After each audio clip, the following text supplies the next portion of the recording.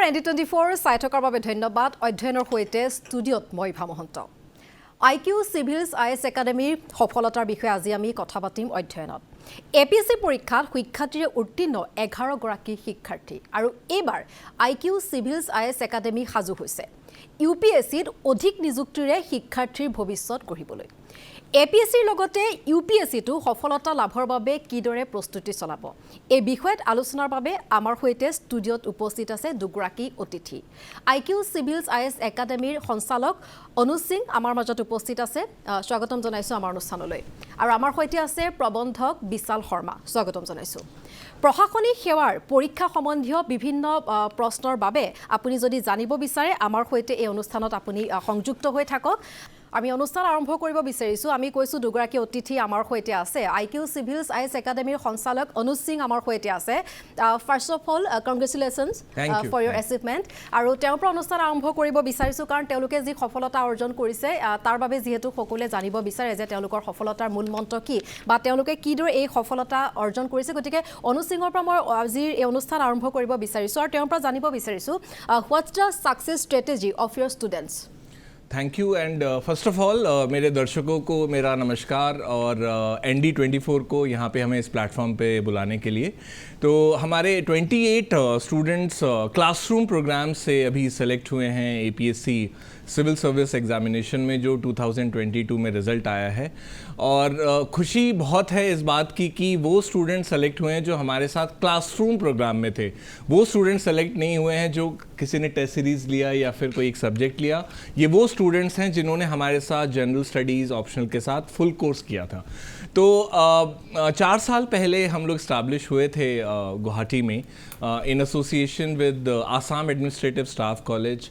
जो कि government of Assam का IAS ट्रेनिंग सेंटर है तो हमने एक प्राइवेट सेंटर भी खोला था 4 साल पहले और हमारे 64 प्लस स्टूडेंट्स ने लास्ट ईयर प्रीलिम्स में रिज़ल्ट दिया था APSC के फर्स्ट टाइम जो UPSC पैटर्न में हुआ है और 4 साल से हम लोग की यही कोशिश रही है गुवाहाटी में कि जो बेस्ट से बेस्ट फैकल्टीज़ हैं ऑल इंडिया से दिल्ली से लखनऊ से हैदराबाद पुणे उनको बुलाया जाए और इन बेस्ट से मेरा मतलब ये है कि जो सब्जेक्ट वाइज एक्सपर्ट्स हैं सब्जेक्ट वाइज एक्सपर्ट्स बहुत ज़रूरी है जब एक स्टूडेंट UPSC और APSC की तैयारी कर रहा है तो जैसे फॉर एग्जांपल कुछ फैकल्टीज़ हैं जो ज्योग्राफी ऑप्शनल से जिन्होंने पहले सिविल सर्विसेज के इंटरव्यू दिए हैं या किसी ने हिस्ट्री सब्जेक्ट से दिया है किसी ने इकोनॉमिक्स से दिया है तो उन सब्जेक्ट्स में वो लोग 7 to 8 ईयर्स से मिनिमम टीचिंग कर रहे हैं उन्हीं फैकल्टीज़ को हम लोग यहाँ पे बुलाते हैं ताकि स्टूडेंट्स को वो नॉलेज मिले जो उनको एक्चुअली में चाहिए एग्ज़ाम को क्रैक करने के लिए यहाँ पे खाली नॉलेज गेन करना इज़ नॉट द ऑब्जेक्टिव ना ही हमारा ये ऑब्जेक्टिव है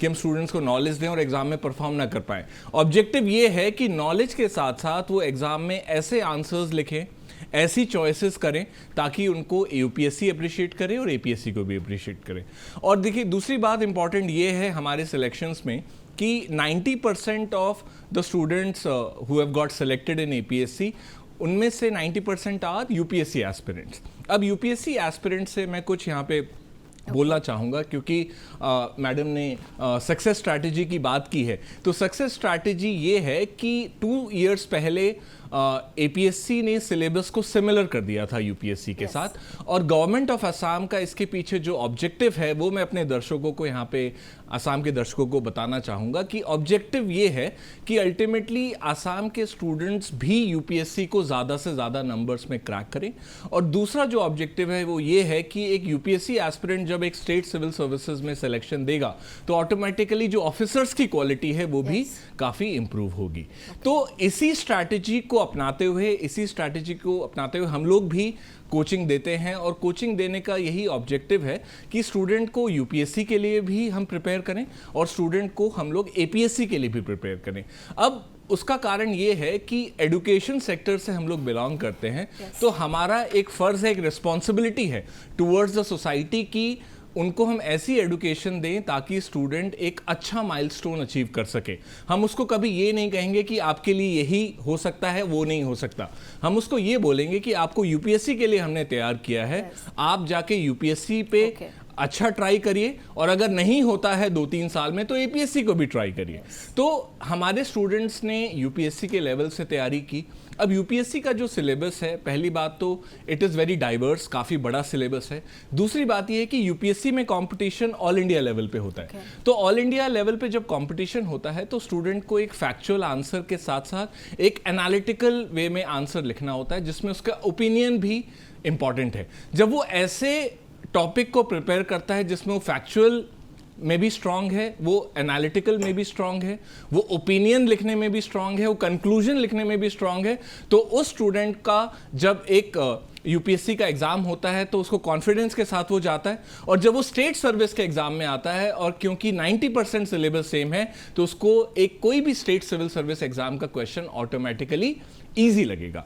तो स्ट्रैटेजी सिंपल सी ये है। मैं अपने एस्पिरेंट्स को भी ये बोलना चाहूँगा, अपने एस्पिरेंट्स के पेरेंट्स को भी ये बोलना चाहूँगा कि अगर आप अपने इस बच्चे को एक सिविल सर्विस की लाइन में भेज रहे हैं तो यूपीएससी के एंगल से भी तैयारी करवाइए और एपीएससी के एंगल से भी तैयारी करवाइए। उसका मेरा कहने का मतलब ये है कि यूपीएससी के साथ साथ जो सिलेबस आसाम पोर्शन का एपीएससी में है, हम उसकी भी कोचिंग करवाते हैं, तो आप उसकी भी तैयारी करवाइए।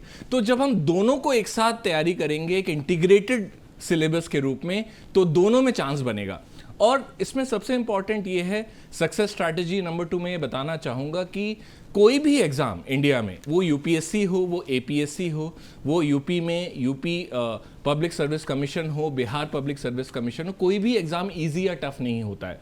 ये सिर्फ एक पर्सपेक्टिव का खेल है, एक मेंटालिटी का खेल है। स्टूडेंट को जब ये लगता है कि मेरा तैयारी पूरा हो चुका है, मेरे साथ जो फैकल्टीज़ खड़े हैं वो अपने सब्जेक्ट में एक्सपर्ट हैं, उन्होंने मुझे 200% दिया है, तो स्टूडेंट कोई भी एग्ज़ाम क्रैक कर सकता है। अब मैं आपको एक ऐसे एग्जाम्पल भी देता हूँ कि काफ़ी स्टूडेंट्स जो यूपीएससी क्रैक करते हैं वो स्टेट सर्विसेज से डरते हैं। ऐसे काफ़ी एग्जाम्पल्स रहे हैं मेरे 7 to 8 ईयर्स की टीचिंग करियर में। उसका कारण ये है कि यूपीएससी काफ़ी कॉन्सेप्चुअल है, लेकिन स्टेट सर्विसेज थोड़ा फैक्चुअल की तरफ जाते हैं, तो उनको लगता है कि इतना वो याद नहीं कर सकते। लेकिन अगर उन्हें कुछ एनालिटिकल क्वेश्चन पूछा जाए, ओपिनियन बेस्ड क्वेश्चन पूछा जाए या कॉन्सेप्चुअल बेस्ड क्वेश्चन पूछा जाए, तो वो ज़्यादा कंफर्टेबल है। तो उनके लिए यूपीएससी ईजी है, दूसरे कैंडिडेट के लिए स्टेट सर्विस इजी है। तो कहने का मतलब ये है कि कोई भी एग्ज़ाम को आप टफ इजी ना लेके चलें। बस ये समझें कि जितना बड़ा आप एम करेंगे लाइफ में, जितना बड़ा आप एम करेंगे, तो उससे एक छोटा तो ज़रूर मिलेगा, हो सकता है आपको बड़ा वाला ही मिल जाए। तो यूपीएससी एपीएससी का जो गवर्नमेंट का ऑब्जेक्टिव है सेम सिलेबस करने का, उसके साथ अलाइन होकर तैयारी करिए। कभी भी एपीएससी ओनली या यूपीएससी ओनली में मैं रेकमेंड नहीं करूँगा। मैं इसलिए रेकमेंड नहीं करूँगा अपने आसाम के स्टूडेंट्स को कि अब आपके रास्ते जो हैं वो एक ही हो गए हैं दोनों के लिए। पहले यूपीएससी का सिलेबस अलग था, एपीएससी का सिलेबस अलग था, अब दोनों अगर सेम हो गया है तो साथ में तैयारी करें। लेकिन पहले यूपीएससी पे भी अच्छा ट्राई करें, फिर एपीएससी पे भी करें। अगर आप एपीएससी पहले क्रैक कर लेते हैं तो अपने आप को सीमित मत करिए कि आपको सिर्फ एपीएससी तक रुकना है, नेक्स्ट ईयर जाके यूपीएससी का भी अटेम्प्ट दीजिए। हो सकता है आपका आईएएस, आईपीएस, आईआरएस में भी सिलेक्शन हो जाए, और अगर वो हो गया तो आप एक स्टेट सिविल सर्विस ऑफिसर से 25 to 30 इयर्स करियर में आगे चले जाएंगे। ओके, আৰু তেওঁ ইতিমধ্যে আমাক জনাইছে যে এপিএসচিৰ লগতে ইউপিএসচিটো সফলতা লাভ কৰিবলৈ কিদৰে আচলতে প্ৰস্তুতি চলাব লাগিব। সমান্তৰালভাৱে এই যিসকল শিক্ষাৰ্থী তেওঁলোকৰ সফলতাৰ মূল মন্ত্ৰৰ বিষয়ে তেওঁ আমাক বিশেষভাৱে জনাইছে। আমি তেওঁৰ পৰা জানিবৰ চেষ্টা কৰিম যে ভৱিষ্যতে যিসকল অৱতীৰ্ণ হ'ব তেওঁলোকৰ বাবে কেনেধৰণৰ পৰামৰ্শ তেওঁ দিব বিচাৰে। What you like to say for your future experience? जी, बहुत इम्पॉर्टेंट है और इस प्लेटफॉर्म पे आपने बहुत अच्छा ये क्वेश्चन पूछा है। तो फ्यूचर एस्पिरेंट्स के लिए मेरा यही कहना है कि पहली बार आसाम की हिस्ट्री में यूपीएससी की लाइंस में जो एपीएससी एग्ज़ाम हुआ है और जो उसके रिज़ल्ट आए हैं, नियरली 331 स्टूडेंट्स ने रिज़ल्ट दिया है। इन 331 स्टूडेंट्स से हमको मोटिवेशन लेना है। मोटिवेशन इसलिए लेना है क्योंकि पहली बार यूपीएससी के पैटर्न पे इन स्टूडेंट्स ने एग्ज़ाम क्रैक किया है। तो जब भी किसी स्टेट में एक नया सिविल सर्विसेज में सिलेबस आता है या कोई भी कॉम्पिटिटिव एग्ज़ाम में आता है, तो जो पहला बैच निकलता है वो काफ़ी स्मार्ट होता है। उसका कारण ये है कि वो लोग ऐसे लोग सेलेक्ट होते हैं जो जल्दी से न्यू पैटर्न में अपने आप को अडेप्ट कर लेते हैं। तो ये वो स्टूडेंट्स हैं। और मैं दूसरी बात ये बताना चाहूँगा कि जो 331 स्टूडेंट्स हैं जो एपीएससी में आज की डेट में सेलेक्ट हुए हैं, वो आगे चल के यूपीएससी के लिए भी मोटिवेशन बनेंगे आसाम के लिए। और ये स्टूडेंट्स में से काफ़ी स्टूडेंट्स आप देखिएगा नेक्स्ट ईयर जब यूपीएससी का एग्ज़ाम होगा तो काफ़ी स्टूडेंट्स रिजल्ट देंगे यूपीएससी में भी, और इसी 331 स्टूडेंट्स में से देंगे, नंबर 1। नंबर 2 ये है कि जो एस्पिरेंट्स अभी सेलेक्ट नहीं हुए हैं पीएससी में और जो अब आगे तैयारी करना चाहते हैं उनके लिए यही स्ट्रैटेजी है कि आप एक पैकेज के रूप में तैयारी करें। पैकेज से मेरा मतलब ये है कि क्लासेस भी अटेंड करें, स्टडी मटेरियल भी अच्छा पढ़ें, तीसरा अपने आंसर राइटिंग स्किल्स को अच्छा करें, इंग्लिश इंप्रूवमेंट करें, उसमें ग्रामर को अच्छा करें, वोकैबुलरी को अच्छा करें, रेगुलर टेस्ट सीरीज करें ताकि आपका रिवीजन होता रहे और आपकी जो परफॉर्मेंस है उससे आपको मोटिवेशन भी मिले, साथ में जो वीक पॉइंट्स हैं उस पर भी आप काम कर सकें। और उसके साथ में अगर आपको ऐसा लगता है कि आपके इंग्लिश कम्युनिकेशन में भी कुछ इंप्रूवमेंट हो सकता है तो उसमें भी आप पर्सनालिटी डेवलपमेंट क्लासेस कर सकते हैं। तो एक पर्सनालिटी टेस्ट है ये। लोगों को लगता है ऑल इंडिया में कि यूपीएससी, एपीएससी या जितने भी स्टेट सिविल सर्विस एग्जाम है वो एक एकेडमिक टेस्ट है, लेकिन मैं आपको एक सीक्रेट बताता हूं यहाँ पे कि यूपीएससी हो या कोई स्टेट सिविल सर्विस एग्जाम हो, वो एक पर्सनालिटी को सेलेक्ट करते हैं। जब वो प्रिलिमिनरी एग्जाम में क्वेश्चन डिजाइन करते हैं और मेंस एग्जाम में लॉन्ग आंसर्स के लिए क्वेश्चन डिजाइन करते हैं, तो वो आपको दूसरे सब्जेक्ट के क्वेश्चन के थ्रू आपके पर्सनालिटी को असेस कर रहे हैं कि पर्सनालिटी कितनी सुटेबल है कल को एक IAS, IPS, ACS, APS officer बनने के लिए। और यही चीज आपकी पर्सनालिटी टेस्ट जो इंटरव्यू है उसमें भी यही चीज टेस्ट होती है। आपके बॉडी लैंग्वेज को देखा जाता है, आपके कॉन्फिडेंस को देखा जाता है, आप नर्वस होते हैं नहीं होते हैं, आप डिफिकल्ट सिचुएशन को कैसे हैंडल करते हैं, आप नो कितनी आसानी से बोल पाते हैं। तो इन सब चीजों को देखते हुए तब आपको ज्यादा मार्क्स देके वो लोग सेलेक्ट करते हैं। तो पर्सनालिटी को इंप्रूव करें, एक पैकेज में तैयारी करें। आईक्यू सिविल्स आईएएस एकेडमी एक बैच अभी लॉन्च करने जा रहा है 11 नवंबर को। ऑफलाइन क्लासेस भी हैं, ऑनलाइन क्लासेस भी हैं, और जितनी भी मैंने आपको चीज़ें बताई वो सब हम प्रोवाइड करते हैं और सबके एक्सपर्ट्स हैं। आंसर राइटिंग के लिए हमारी डिफरेंट टीम है, फैकल्टीज जो क्लासरूम में क्लासेस लेते हैं सब यूपीएससी इंटरव्यू क्वालिफाइड हैं। जो आसाम पोर्शन के में क्लासेस लेते हैं वो आसाम एपीएससी का इंटरव्यू पहले दे चुके हैं, प्लस जो रेगुलर टेस्ट है वो एक एक्सपर्ट टीम दिल्ली में है जो टेस्ट बना के देती है। आसाम के जो क्वेश्चंस हैं वो गुवाहाटी से ही बनते हैं, और साथ में जो पर्सनालिटी डेवलपमेंट की टीम है वो भी एक अलग लोग हैं जो उसमें एक्सपर्ट हैं। तो जब आप एक्सपर्ट से उनके सब डोमेन्स, उनके सब डिविजन्स को पढ़ते हैं तो आपको हर चीज़ में नॉलेज आपकी बढ़ती जाती है, और ये जब नॉलेज आपकी इंक्रीज होगी, इसको जब आप कंबाइन करोगे तब जाके आप एग्जाम में कॉन्फिडेंस से बैठेंगे, और उस कॉन्फिडेंस से आपको यूपीएससी भी सेलेक्ट करेगा, उसी कॉन्फिडेंस को देखते हुए आपको एपीएससी भी सेलेक्ट करेगा। इसलिए अगेन मैं ये बोलना चाहूँगा, एम्बिशन को छोटा ना रखें, एम्बिशन को बड़ा रखें। एम्बिशन बड़ा होगा तो आपको कोई भी छोटी चीज़ बहुत आराम से मिलेगी, और सबसे बड़ी बात जो आपने एम्बिशन रखा है, बड़ा एम रखा, हो सकता है वो भी मिल जाए। इसलिए आसाम के एस्पिरेंट से, पेरेंट्स से, कॉलेज के स्टूडेंट से, स्कूल के स्टूडेंट से मेरी आज यही एक बहुत बड़ा स्ट्रॉन्ग मैसेज है कि पहली बार आसाम की हिस्ट्री में यूपीएससी पैटर्न पे एग्जाम हुआ है। इसको एक मोटिवेशन की तरह आगे लेके चलें, यूपीएससी भी क्रैक करें, एपीएससी तो होगा ही होगा, और एपीएससी अभी हमारे स्टूडेंट्स का हुआ है। जो अभी मैं आपको एक चीज़ बताना चाहूँगा कि जो 28 स्टूडेंट्स ने हमारे सिलेक्शन दिया है उनमें से ही मैं आपको बोल रहा हूँ कि नेक्स्ट ईयर 8 to 10 का सिलेक्शंस होगा, और मैं बाकी 331 स्टूडेंट्स से भी अपील यही करूँगा कि अपने आप को रोके ना, आगे जाएँ और यूपीएससी में आसाम का नाम रोशन करें इंडिया में। जब एक स्टेट से आईएएस आईपीएस बनता है तो स्टेट का नाम रोशन होता है, जब स्टेट सर्विसेज में सिलेक्शन होता है तो विद इन द स्टेट होता है। लेकिन ज़्यादा आपको तारीफ कहाँ मिलेगी, ज़्यादा आपको रिकॉग्निशन कहाँ मिलेगा? यूपीएससी में। तो गो फॉर दैट। होगा नहीं होगा वो भगवान के ऊपर छोड़िए, हो सकता है हो जाए, और नहीं हुआ तो एपीएससी तो है ही आपके लिए। ओके, তেওঁ আমাক জনাইছে সফলতাৰ বহুখিনি কথা, আৰু তেওঁলোকৰ একাডেমীৰ পৰা যিসকলে সফলতে উত্তীৰ্ণ হৈছে এগৰাকী নাম বিশেষভাৱে ল'ব লাগিব, হৰিচৰণ ভূমিজ। তেওঁ যিহেতু শিক্ষাৰ্থীয়ে উত্তীৰ্ণ হৈছে আৰু উত্তীৰ্ণ হোৱাৰ পিছত তেওঁ নিজৰ প্ৰতিক্ৰিয়া ব্যক্ত কৰিছে কিদৰে, কিমান সংঘৰ্ষৰ মাজেৰে তেওঁ কিমানখিনি তেওঁ একাগ্ৰতা, কিমানখিনি সাহসেৰে তেওঁ অৱতীৰ্ণ হৈছে, আৰু তেওঁ যি সফলতাৰ কাহিনী তেওঁৰ মুখেৰে এইবাৰ আপোনালোকলৈ আগবঢ়াব বিচাৰিছোঁ। আৰু এইখিনিতে মই ক'ব বিচাৰিছোঁ যে 2019 বৰ্ষত যি অসম চৰকাৰৰ চাহ জনগোষ্ঠীয় ল'ৰা ছোৱালীৰ বাবে ছমহীয়া এক কোচিং প্ৰগ্ৰেম এৰেঞ্জ কৰা হৈছিলে, তাত মই যোগদান কৰিবলৈ সুযোগ পাইছিলোঁ, আৰু সেই ছমহীয়া কোচিং প্ৰগ্ৰেমে মোৰ এই যাত্ৰাটোত বিশেষভাৱে সহায় কৰিছে। এইখিনিতে মই নাম ল'ব লাগিব এজন শিক্ষাগুৰু, অনুজ ছাৰ, তেখেত হৈছে আই কিউ চিভিলছ IS একাডেমীৰ প্ৰতিষ্ঠাপক। তেওঁ সেই অসম চৰকাৰৰ কোচিং প্ৰগ্ৰামত তেওঁ জড়িত আছিল আৰু তেওঁৰ দ্বাৰা অনুপ্ৰাণিত হৈ মই ইমান দূৰ আগবাঢ়ি আহিছোঁ বুলি ক'লেও ভুল কোৱা নহ'ব। মই জিঅ'গ্ৰাফী অপশ্যনেল লৈছিলোঁ আৰু জিঅ'গ্ৰাফী অপশ্যনেলৰ প্ৰতি টান খোৱাৰ মূল কাৰণটোৱে হৈছে অনুজ ছাৰ। তেখেতৰ অনুপ্ৰেৰণাত মই জিঅ'গ্ৰাফীত আগবাঢ়ি গৈছিলোঁ আৰু অপশ্যনেল হিচাপে এই জিঅ'গ্ৰাফীত আগবাঢ়ি গৈ মই এই স্থান দখল কৰিবলৈ সক্ষম হৈছোঁ বুলি মই আজি অনুভৱ হৈছে। গতিকে মই এই চেগত অনুজ ছাৰ তথা IQ চিভিলছ IS একাডেমীৰ সমূহ পৰিয়ালবৰ্গক মই ধন্যবাদ জ্ঞাপন।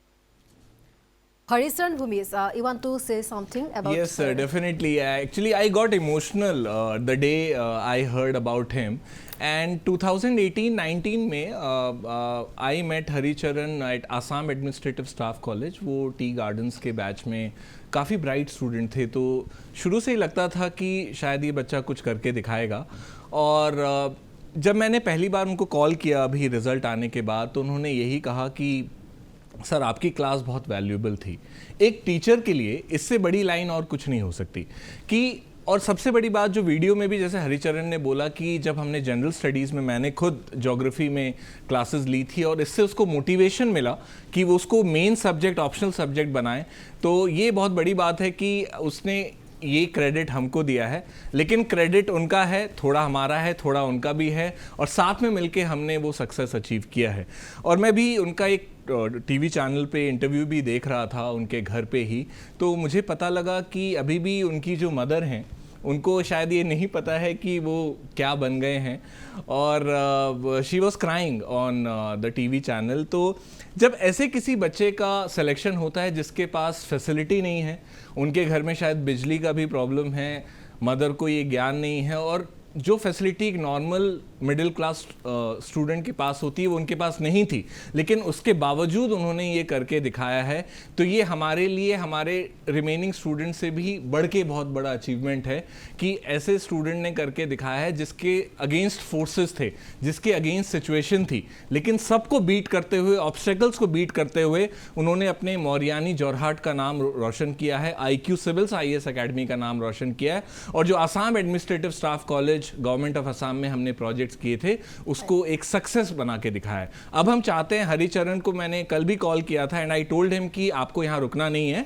आपको UPSC में जाके IAS या IPS ज़रूर बनना है, और उसके लिए हम आपके लिए गाइडेंस के लिए तैयार हैं। तो इसी का हरिचरण भूमिज जी का एग्जाम्पल लेते हुए मैं बाकी एस्पिरेंट्स को भी यही बोलना चाहूँगा, जितने भी 331 एस्पिरेंट्स हमारे सेलेक्ट हुए हैं APSC में, कि आप हमारे लिए हमारे पास आइए, हमसे गाइडेंस लीजिए। UPSC में हम कोशिश करेंगे कि आपको और भी अच्छी गाइडेंस दे सकें, और ताकि यही 331 में से एटलीस्ट 50 to 60 अगर UPSC में सेलेक्ट होते हैं, तो आप सोचिए आसाम का नाम एक बड़े लीग में आएगा ऑल इंडिया सिलेक्शंस में UPSC में। হয় আৰু অনুজ সিং ডাঙৰ ইতিমধ্যে উল্লেখ কৰিছে যে আসাম এডমিনিষ্ট্ৰেটিভ ষ্টাফ কলেজৰ লগত তেওঁলোকৰ কিদৰে কাম কৰিছে, সেই বিষয়ে মই তেওঁৰ পৰা জানিব বিচাৰিম। You have done couple of multiple projects with Assam administrative staff college govt Assam, তো হাউ ইউ কণ্ডাক্ট দিছ কোर्स?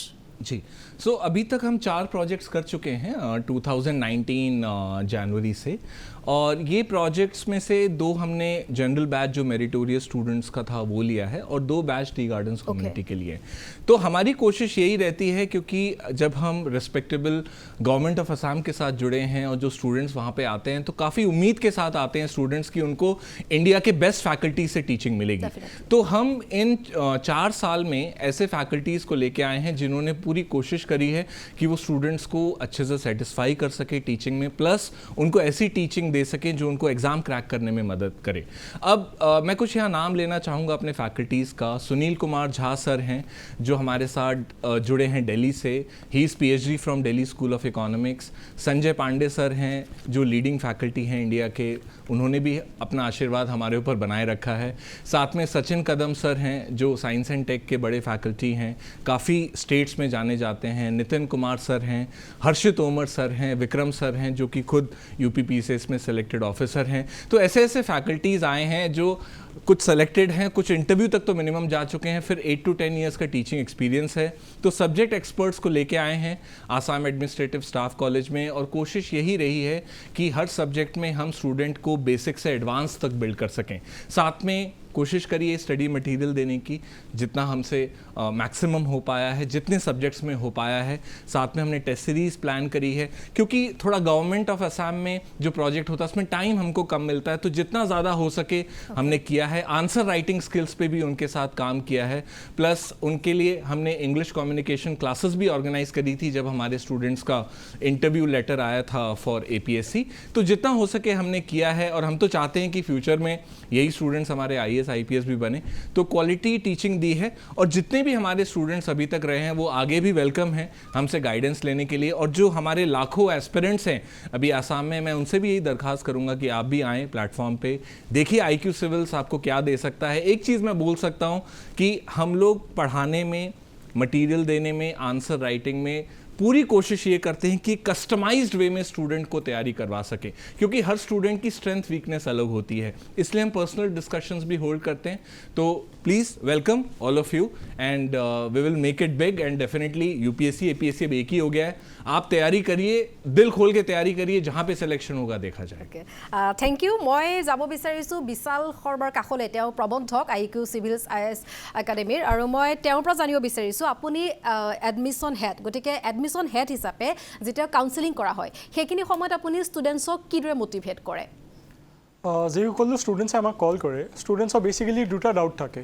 ফাৰ্ষ্ট আছে ইনফৰ্মেশ্যন, ছেকেণ্ড আছে গাইডেন্স।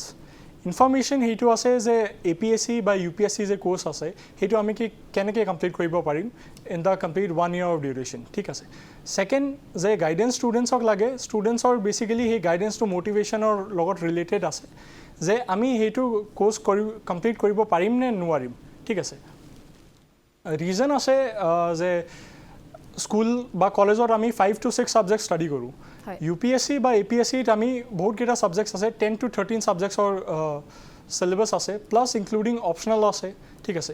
চ' ষ্টুডেণ্টছক সেইটো ডাউট আছে যে in the duration is it helpful for science ষ্টুডেণ্টছৰ লৈ বেনিফিট আছে নে আৰ্টছ ষ্টুডেণ্টছৰ বেনিফিট আছে নে কমাৰ্চৰ বেনিফিট আছে। চ' ষ্টুডেণ্টছক সেইটো কথা মই এতিয়া ক'ব বিচাৰোঁ যে এক্সাম আছে UPSC APSC সেই কোনো ধৰণৰ ষ্ট্ৰীমক ফেভাৰ নকৰে। দিছ ইজ কমপ্লিটলি ৰিলেটেড 1 yearত আপুনি কি ধৰণৰ প্ৰিপেৰেশ্যন কৰে, 1 yearৰ কনচিষ্টেঞ্চি অফ কোচিং আৰু consistency of your preparation will crack this exam. Plus also' with date ইনফৰ্মেশ্যনৰ ষ্টুডেণ্টছক লাগে যে APSCৰ আমাৰ চিলেবাছ কি আৰু UPSC ধৰণৰ কেনেকৈ এই চিলেবাছটো এলাইন কৰিখিনি আমি দুটা এক্সাম একেলগত টাৰ্গেট কৰিব পাৰিম। চ' সেইটো বেচিক কলত মটিভেশ্যন থাকে পেৰেণ্টছৰ লগতে আৰু ষ্টুডেণ্টছৰ। मैं यहाँ पे एक लाइन बोलना चाहूँगा अपने दर्शकों को कि विशाल भी एक UPSC एस्पिरेंट है, और वो UPSC APSC के लिए स्टूडेंट्स को मोटिवेट भी करते हैं, साथ में अपनी खुद की तैयारी भी कर रहे हैं। ग्रेट। नेक्स्ट ईयर अगर सब कुछ अच्छा रहा, या फिर उससे नेक्स्ट ईयर 2 साल के अंदर हम विशाल को एज अ सेलेक्टेड स्टूडेंट यहाँ लेके आएंगे और उनकी स्ट्रैटेजी पे भी बात करेंगे। ओके, আৰু আমি অধ্যয়নত আজি আপোনালোকক জনাবলৈ চেষ্টা কৰিলোঁ IQ চিভিলছ IAS একাডেমীৰ যেটো সঞ্চালক অনুজ সিং ডাঙৰীয়া আৰু প্ৰবন্ধক বিশাল শৰ্মা আমাৰ সৈতে আছিলে। তেওঁলোকে জনালে আমাক যে APSCৰ লগতে UPSCটো সফলতা লাভ কৰিবলৈ কিদৰে প্ৰস্তুতি চলাব লাগে, বহুকেইটা গুৰুত্বপূৰ্ণ দিশত তেওঁলোকে যেহেতু মন্তব্য ৰাখিলে। যেহেতু আমি অনুষ্ঠানৰ পৰা বিদায় ল'ব লাগিব, সময় শেষ হৈ আহিছে, গতিকে মই শেষত তেওঁলোকৰ শেষ মন্তব্য জানি ল'ব বিচাৰিছোঁ। Anuj Singh ji, ending remarks. Thank you so much. और मेरे एंडिंग रिमार्क्स थोड़े से ऐसे हैं कि मैं काफ़ी कोचिंग इंस्टीट्यूट से भी कुछ रिक्वेस्ट करना चाहूँगा कि काफ़ी कोचिंग इंस्टीट्यूट्स अभी APSC के रिजल्ट्स पे सेलिब्रेट कर रहे हैं। मैंने सुना था कुछ कोचिंग इंस्टीट्यूट्स पार्टी भी कर रहे हैं, ढोल बजा रहे हैं। मैं तो ये कहूँगा कि इसको आप फर्स्ट स्टेप लें, और जितने भी स्टूडेंट्स आपके कोचिंग प्रोग्राम से सेलेक्ट हुए हैं, 20, 30, 40, 50, 100 जो भी जितने भी कोचिंग इंस्टीट्यूट्स क्लेम कर रहे हैं, उनको आप UPSC की भी राह दिखाइए, उनको आगे ले जाइए, उनको ऐसे एग्ज़ाम में सेलेक्ट करवाइए जिससे कि आसाम का नाम रोशन होगा, उनका तो नाम रोशन होगा ही होगा। तो पार्टी हम ज़रूर करेंगे, हम भी ढोल बजवाएंगे, लेकिन ढोल तब बजवाएंगे जब UPSC में आसाम से सिलेक्शन और इंक्रीज़ हो जाएंगे। APSC तो है ही, APSC भी बहुत अच्छा है, कोई डिनाई नहीं कर रहे हैं हम लोग, लेकिन प्लीज़ UPSC में भी उनको गाइड करिए। मैं ही सबसे रिक्वेस्ट है एस्पिरेंट से, जो रिक्वेस्ट मैंने पहले किया था वही कोचिंग इंस्टीट्यूट से भी है, और वही लाखों एस्पिरेंट से भी है आसाम के। Okay, thank you so much, thank you for joining us. Vishal Sharma, শেষত কি ক'ব? একজেক্টলি যে ছাৰে কৈছে যে আপুনি অকল APSC ফ'কাছ নকৰে APSC প্লাছ UPSC ফ'কাছটো বেনিফিট হ'ব আপোনাৰ কেৰিয়াৰৰ লগত বিকজ যদি UPSC ক্ৰেক নহয় তেনেহ'লে APSC ইজ আ অপশ্যন ঠিক আছে your dream has to be to become an officer so' সেইটো দুটাই ষ্ট্ৰীম আছে সেই দুটাই অপশ্যন প্ৰভাইড কৰি আছে চ' দুটা এক্সাম টাৰ্গেট কৰা অ'কে ধন্যবাদ জনাইছোঁ শেষত পুনৰ দুইকে ধন্যবাদ জনাইছোঁ আৰু আমি পৰৱৰ্তী সময়তো অধ্যয়নত এনেদৰে আপোনালোকক শিক্ষাৰ লগত জড়িত এনে বহু অনুষ্ঠান আমি ND24 সম্প্ৰচাৰ কৰি থাকিম সময় হৈছে আজি অধ্যয়নৰ পৰা বিদায় লোৱাৰ নমস্কাৰ